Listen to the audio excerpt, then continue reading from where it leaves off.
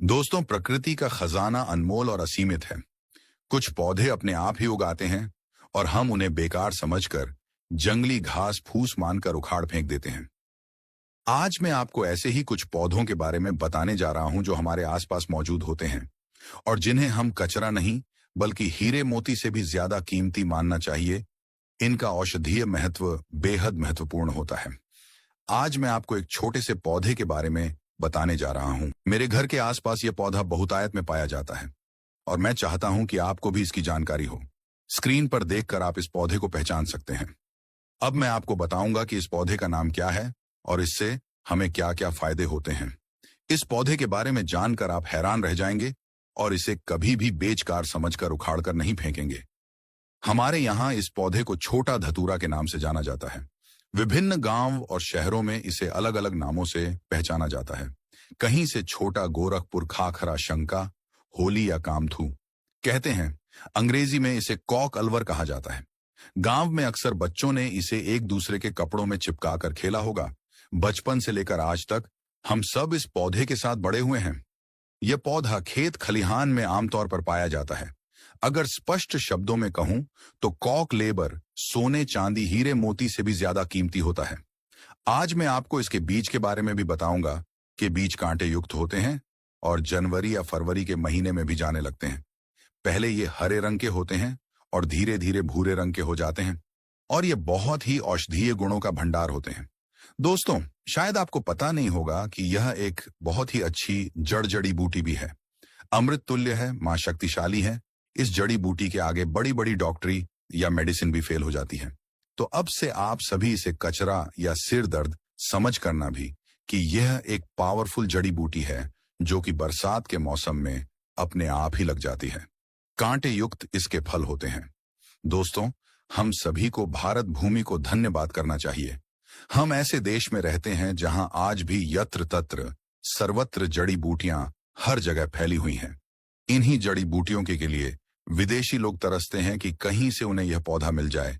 तो ईश्वर का हमें धन्यवाद करना चाहिए कि हम ऐसी भारत भूमि में आज भी रहते हैं जहां पर अमृत की तरह शक्ति रखने वाले पेड़ पौधे आज भी मौजूद हैं। दोस्तों, आप सभी देख लीजिएगा कि एक दिन ऐसा जरूर आएगा जब हर कोई इन पेड़ पौधों को अपने गले लगाएगा, जड़ी बूटियों को गले में पहने और अंग्रेजी दवाइयों को छोड़ करके इन्हीं की तरफ दौड़ता हुआ चला आएगा, क्योंकि जड़ी बूटियों में अमृत होता है, साक्षात ईश्वर का वास होता है। अभी तक यह जानकारियां अनभिज्ञ थीं, लोगों को पता नहीं थी, ताकि लोग अंग्रेजी दवाओं से शरीर को सही जल्दी कर लेते हैं। लेकिन बाद में बहुत ही जल्दी शरीर अंग्रेजी दवाई के सहारे चलने लगता है।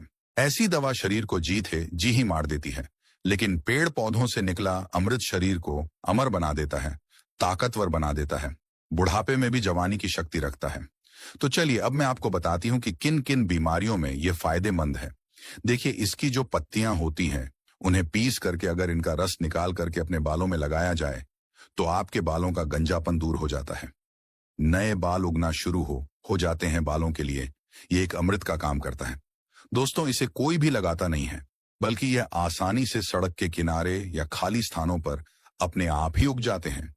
यह पौधा अगर आपके आसपास में मौजूद है और अगर किसी को सर दर्द की बहुत ज्यादा परेशानी है तो इसके पत्तों को पीस करके 2 से 3 बूंद रस के अंदर दही मिला करके अगर आप सिर के ऊपर मालिश करते हैं तो आपको आराम मिलता है। अक्सर मौसम बदलने से सर्दी खांसी बाबा को हो ही जाती है और यहां तक कि बड़ों को भी हो जाती है। इसके पत्तों को छाया में सुखाकर पर दूध के साथ सेवन करने से सर्दी खांसी तुरंत ही खत्म हो जाती है। दोस्तों, यह हर प्रकार की कमजोरी को दूर करने के लिए भी रामबाण का कार्य करता है। देखिए, आजकल के समय में ज्यादातर लोग कमजोरी की समस्या से परेशान हैं, क्योंकि हमारा स्टाइल इतना ज्यादा खराब हो चुका है कि हम अपने शरीर फिर की ओर ज्यादा ध्यान ही नहीं दे पाते। सारे पोषक तत्व उन्हें नहीं पहुंचा पाते। तो चलिए जानते हैं कि कैसे इसका सेवन करना चाहिए। तो इनके पत्तों को सबसे पहले सुखा करके एक चूर्ण बना लें और फिर दूध के साथ सेवन करने से आपके अंदर यौन शक्ति बढ़ती है, कमजोरी दूर हो जाती है। बहुत ही से सिंपल सा उपाय है दोस्तों, आप इसका इस्तेमाल कर सकते हैं। यह मधु में ढीलेपन को भी दूर करता है, बहुत ही कारगर सिद्ध होता है। और अब मैं आप सभी को इस पौधे का एक और चमक उपाय बताती हूँ। चर्म रोग पर इसका रस लगाने से धीरे धीरे चर्म रोग बिल्कुल ही समाप्त हो जाता है, ठीक हो जाता है। दोस्तों, अक्सर फोड़े फूंसी बच्चों को लग ही जाते हैं या फिर घाव हो जाते हैं, तो उसमें भी इसकी पत्तियों का पेस्ट लगाएं। थोड़ी ही देर में फूंसी ठीक हो जाती है। चेचक के दाग होते हैं, उनमें भी यदि इन पत्तियों का रस लगाया जाए तो दाग धब्बे बिल्कुल ही दूर हो जाते हैं, घाव ठीक हो जाते हैं। ऐसा कहा जाता है कि नासूर तक इस रोग से ठीक हो जाता है।